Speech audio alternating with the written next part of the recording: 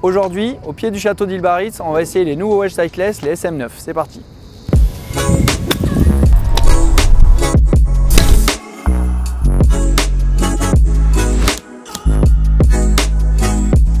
Que nous réserve cette 9e génération de Speedmead? Il y a un gros travail qui a été fait sur la face avec l'amélioration du bord d'attaque des stries, une amélioration de la rugosité de la face pour générer plus de backspin et de contrôle, et également un traitement qui permet au club de durer dans le temps, de mieux contacter la balle en conditions de pluie et dans le rough. Et le travail de la répartition des masses a été amélioré en fonction de l'ouverture. Et il y a une évolution en fonction du loft que vous allez choisir, c'est-à-dire que les pitchs, les sands, les lobes seront travaillés différemment avec une répartition des masses différente. Elles existent en 3 finitions, le tour chrome que j'ai dans la main, le jet black qui est ici et le steel brush qui est ici. C'est un produit qui est fantastique, on va essayer autour du green tout de suite, suivez-moi.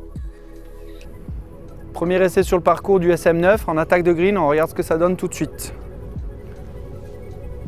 Alors déjà devant la balle, on a un look de lame très classique, j'aime beaucoup. On sent le poids en tête, on va voir au niveau contact, c'est parti. Contact très doux, j'ai adoré, la balle bloque bien sur le green. On teste également la gamme dans le bunker, on regarde ce que ça donne.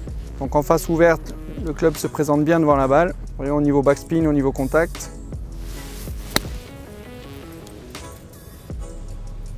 Toucher très doux, beaucoup de backspin, j'ai beaucoup aimé. Très agréable, je recommande d'essayer. On va tester le SM9 en situation de lob dans le rough.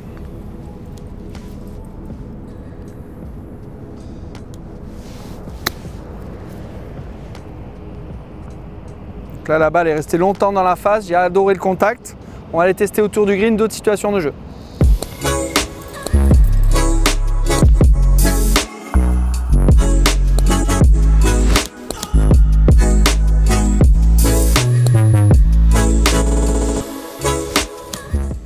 Le contact est très agréable, on sent les stries qui sont agressives sur la balle, donc beaucoup de rotation et de contrôle.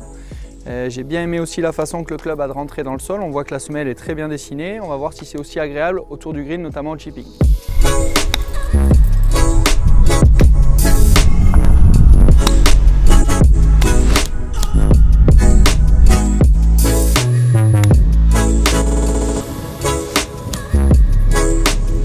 Alors le contact très agréable se confirme même sur un tout petit coup comme ça.